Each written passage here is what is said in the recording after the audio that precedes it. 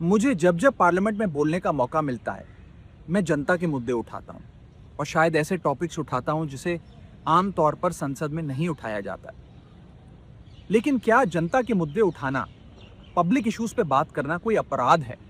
क्या मैंने कोई गुनाह कर दिया, कोई गलती कर दी? Have I done something wrong?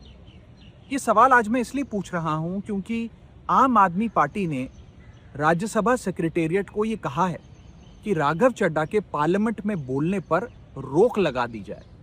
जी हां, आम आदमी पार्टी ने पार्लियामेंट को यह सूचित किया है कि राघव चड्ढा को पार्लियामेंट में बोलने का मौका ना दिया जाए। अब भला कोई मेरे बोलने पर रोक क्यों लगाना चाहेगा? मैं तो जब बात करता हूं देश के आम आदमी की बात करता हूं।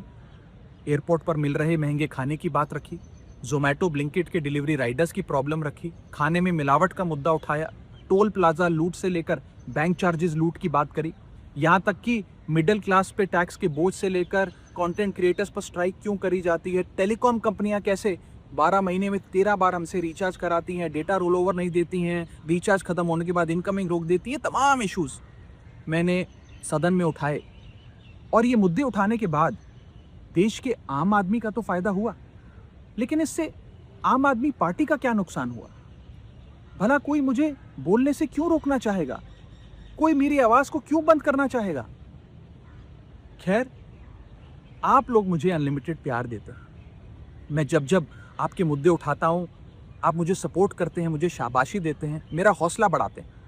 मैं आपको कहना चाहता हूं थैंक यू। ऐसे ही मेरा हाथ और मेरा साथ थामे रखिएगा, छोड़िएगा मत।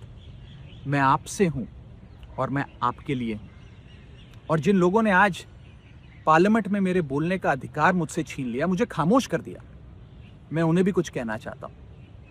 मेरी खामोशी को मेरी हार मत समझ लेना। मेरी खामोशी को मेरी हार मत समझ लेना। मैं वो दरिया हूं जो वक्त आने पर सैलाब बनता है। जय हिंद। नमस्कार साथियों, कल से मेरे खिलाफ एक स्क्रिप्टेड कैंपेन चलाया जा रहा है।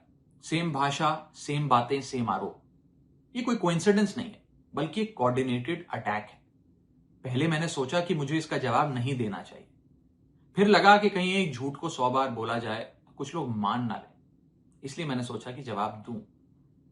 आम आदमी पार्टी ने 3 आरोप लगाते हुए यह कहा कि इन 3 आरोपों की वजह से हम राघव चड्ढा को पार्लियामेंट में बोलने का मौका नहीं देंगे। राघव चड्ढा के पार्लियामेंट में बोलने पर रोक इसलिए लगाई गई क्योंकि उन्होंने ये 3 गलतियां करी। मैं एक एक करके इन तीनों पर आपसे बात करना चाहूंगा। पहला आरोप कि जब ऑपोजिशन पार्लियामेंट से वॉकआउट करता है, सदन से वॉकआउट करता है, तो राघव चड्ढा वहीं बैठे रहते हैं, वो वॉकआउट नहीं करते। यह सरासर झूठ है, सफेद झूठ। मैं चुनौती देता हूं, एक इंस्टेंस, एक दिन ऐसा बताइए जब ऑपोजिशन ने वॉकआउट किया हो और मैंने उनका साथ ना दिया हो, मैं साथ में वॉकआउट नहीं किया हो। और पार्लियामेंट में तो हर जगह सीसीटीवी कैमरा है, आप सीसीटीवी कैमरा निकालकर दिखा दीजिए, दूध का दूध और पानी का पानी हो जाएगा। दूसरा आरोप लगाया कि राघव चड्ढा ने चीफ इलेक्शन कमिश्नर के इंपीचमेंट मोशन पर, यानी कि मुख्य चुनाव आयुक्त को हटाने वाली जो याचिका थी, उस पर साइन करने से मना कर दिया। दूसरा सफेद झूठ। ना मुझे आम आदमी पार्टी के किसी भी नेता ने इस मोशन पर साइन करने के लिए कहा, ना औपचारिक तौर पर कहा, ना अनौपचारिक तौर पर कहा। और आम आदमी पार्टी के राज्यसभा में कुल 10 सांसद हैं, जिनमें से 6 या 7 सांसदों ने इस मोशन पर खुद ही साइन नहीं किया। तो भला इसमें मेरी क्या गलती? खाली सारा दोष मुझ पर ही क्यों मढ़ा जा रहा है?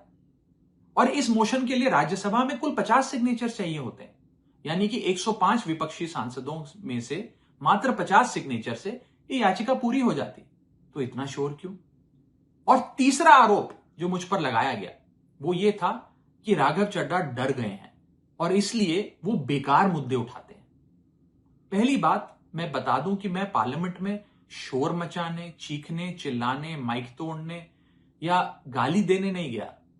मैं वहां पर जनता के मुद्दे उठाने गया हूं, लोगों की बात करने गया हूं। और मैंने कौन सा मुद्दा नहीं उठाया?